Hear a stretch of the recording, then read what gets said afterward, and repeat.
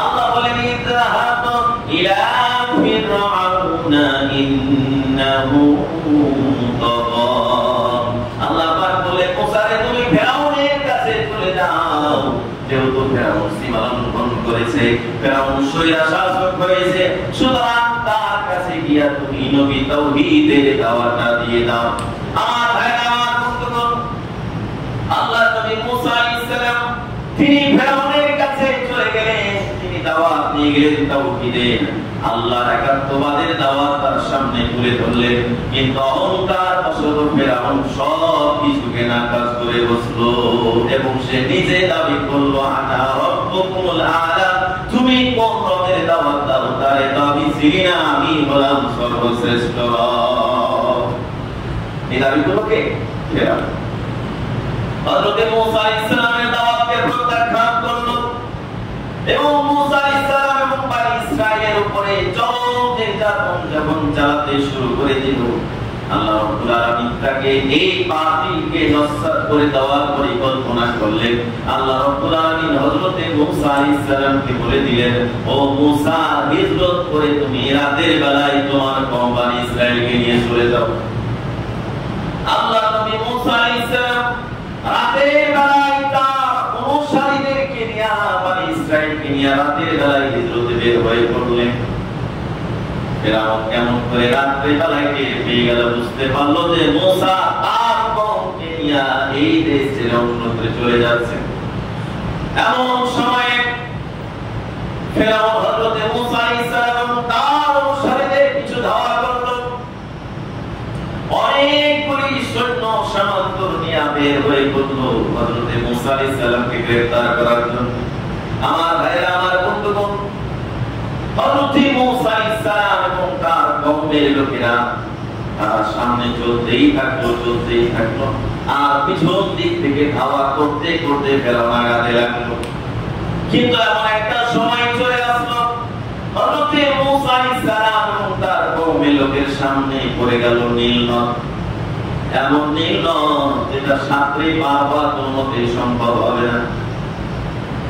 সামনে পড়ে গেল নীল নদ, পিছনের দিকে তাকায় দেখে ফিরআউনের বাহিনী, ডান দিকে তাকায় দেখে ফিরআউনের বাহিনী, বাম দিকে তাকায় দেখে ফিরআউনের বাহিনী। তার মানে সামনে যাওয়ার আর কোনো রাস্তা নাই। মুসা আলাইহিস সালামের কওম ভয় পেয়ে গেল, তারা বলে বসলো, ইন্না লামুদরাকুন, ও মুসা, আমরা তো ধরা পড়ে গেলাম, পাকড়াও হয়ে গেলাম। তার কারণ হলো তিন দিক থেকে ফিরআউনের বাহিনী আসতেছে আর সামনে করেছে নীল নদ, পারাবার আর কোনো জায়গা না। ইন্না লামুদরাকুন, আমরা তো ধরা পড়ে গেলাম। আমার ভাইরা, আমার বন্ধুগণ, বিপদের সময় সাধারণ মানুষ ধৈর্য ধরতে বলেও, সাধারণ মানুষ ভয় পেলেও, যারা নবী হয়, প্রকৃত মুমিন যারা হয়, তারা বিপদে আপদে রাস্তা হারায় না। আল্লাহ নবী মুসা আলাইহিস সালাম তিনি মুহূর্তের জন্য ভয় পেলেন না। তিনি বললেন, কাল্লা ইন্না রাব্বি সায়াহদিন, ভয় পায় না, চিন্তা করো না, নিশ্চয় আমার রব অবশ্যই আমারে পথ দেখায় দিবে।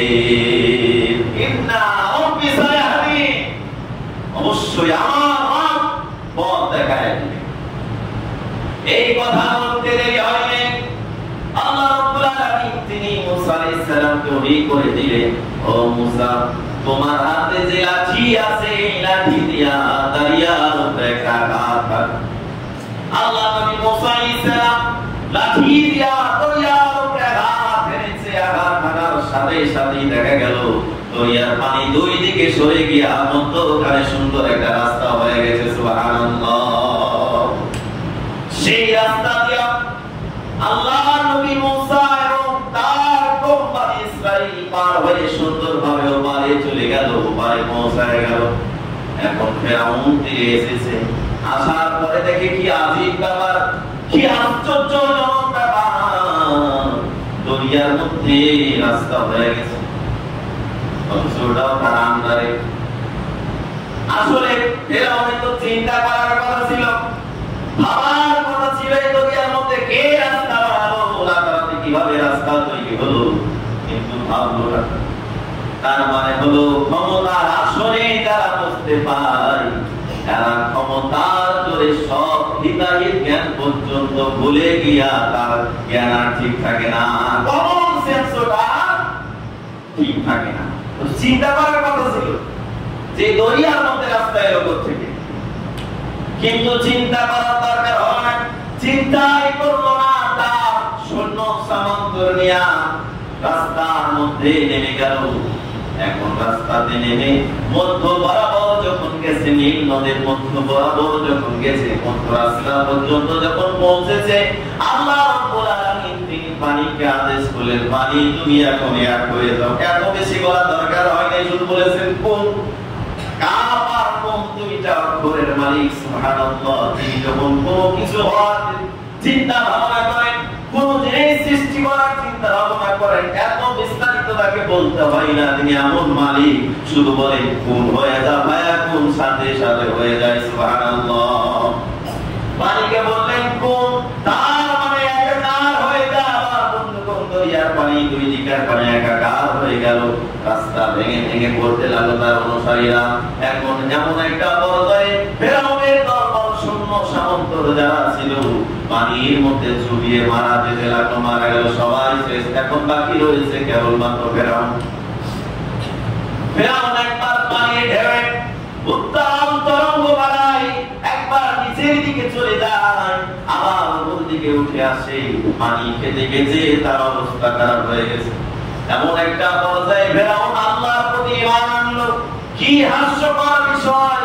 মানুষ যখন ভালো থাকে, সুস্থ থাকে, সেই সময় নামাজের কথা বলা হলে নামাজে আসে না, কিন্তু যখন অসুস্থ হয়ে যায়, অসুস্থ হয়ে যাওয়ার পরে নামাজে আসতে চাইলেও আর নামাজে আসতে পারে নাকি? নামাজে আসতে পারে।